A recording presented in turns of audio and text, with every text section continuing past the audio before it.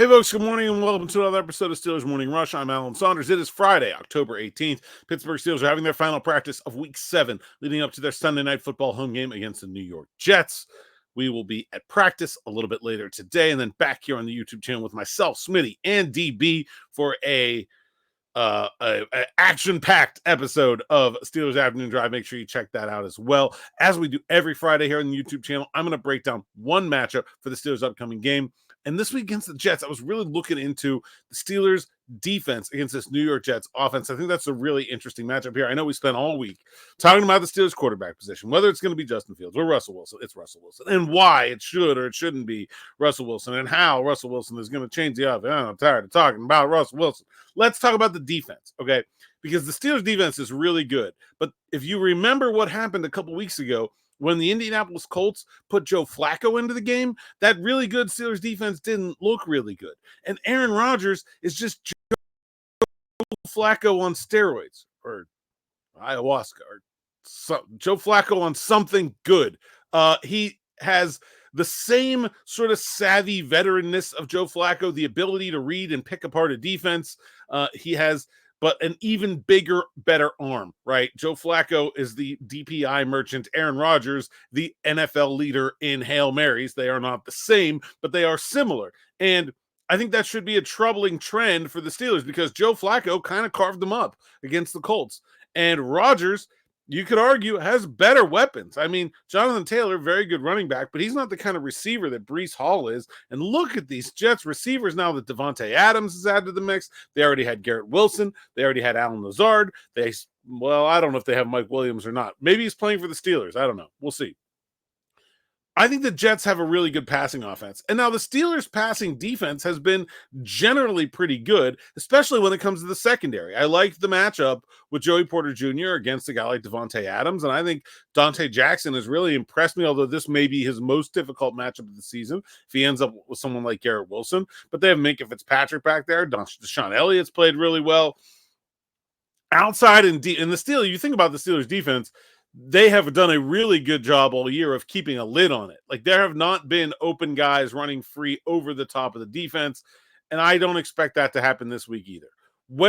And you have to think that Rodgers is going to find the soft spots, and where I think that is this potential matchup in the slot, the one I want to talk about, which is Alan Lazard against Beanie Bishop. To me, I think this is the matchup where I think the Jets have the biggest advantage. And it's not just because Alan Lazard has been in the NFL since 2018 and Beanie Bishop has been in the NFL for 18 minutes. It's because Lazard has been really good and he has been playing a hybrid role. Lazard's a big dude. He's 6'5", but has played this season 47% of his snaps in the slot. And I have to think with the addition of Davante Adams, that number is only going to increase, that Lazard is going to see even more playing time in the slot. I don't know how the Steelers can match Beanie Bishop up man-to-man with a 6'5" slot receiver. That just is not going to work. What do the Steelers do instead here? They don't have Corey Trice available to them, which I think would be a pretty good matchup.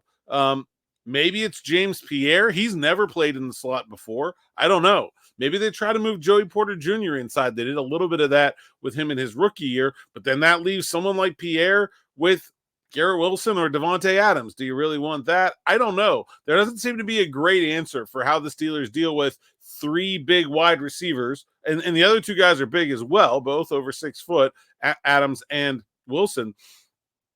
If Lazard is going to go in the slot, the only way I see this ability to cover this is to play sort of zone defense, right?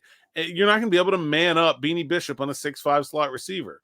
And so if they're forced to play zone, I think they have to do a much better job of it than they did against the Colts. If you remember after that game here on the YouTube channel, got out the old trusty whiteboard and broke down how Flacco and Shane Steichen picked apart the Steelers spot drop cover 3. They have to be less predictable. They can't be in the same defense all the time. And when they're in it, they have to clean up their details. The good news is the Jets don't have a tight end that I think should really scare anyone.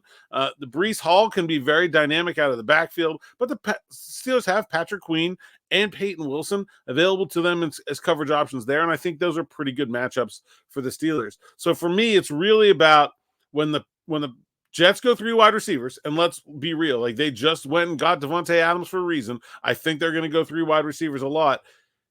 Can they cover it long enough? And can TJ Watt and Alex Highsmith be back in the game? Make the Jets pay for not keeping extra protectors in. Breece Hall, very good running back, explosive home run hitter, great receiver, not the world's best pass protector. Neither of the Jets tight ends are very good at much of anything, if I'm being perfectly honest. I really like the chances of the Steelers' front four, because you're not going to want to blitz Aaron Rodgers very much, the front four getting some pressure. But it's going to be up to the secondary to hold that coverage long enough to let TJ, Alex, Cam, and those guys get home. And I really think, like, I feel good about Joey Porter Jr. I feel good about Dante Jackson. I really question how the Steelers deal with the third receiver, if it's Beanie Bishop, if it's not Beanie Bishop, how they come up with it. To me, that is the matchup that is going to define this game. And you know that Aaron Rodgers knows everything that I just said and is certainly waiting to see how the Steelers try to deal with this, because on paper, it looks like a pretty significant matchup in favor of the Jets. And I think this is a dangerous game for the Steelers. I've said this a lot. Not going to give my prediction here on this show this week because I will be on the afternoon drive with DB and Smitty. So you got to wait until then. But I'll just say I'm not feeling great about this right now. I don't know. Maybe I'll go in the locker room, or maybe I'll see something at practice that changes my mind. But as we sit here this Friday morning, I'm not feeling super confident about the way the matchups work for the Steelers in this game. I think this Jets team is far better on paper than the results suggest it should be. We'll see how things play out this week. That's all I got for now. Thanks for listening. Thanks for watching. Make sure you like, subscribe, hit that bell for notifications on the YouTube channel so you don't miss sights and sounds coming from practice, video from the locker room, and, of course, Steelers Afternoon Drive with me, Smitty, and DB a little later. And then we'll have Steelers post-game coming up on Sunday night, actually maybe early Monday morning at that point. Let's hope we don't have another lightning delay. Also, make sure you go over to SteelersNow.com, check out all the written content there, and sign up for SN Plus. Use promo code Allen10. Get 10% off an annual subscription. Works out to be about $4 a month. You get all the best stuff from me, DB, and the rest of the Steelers Now team. Until then, thanks for listening. Thanks for watching. Have a great weekend, and we'll see you next time.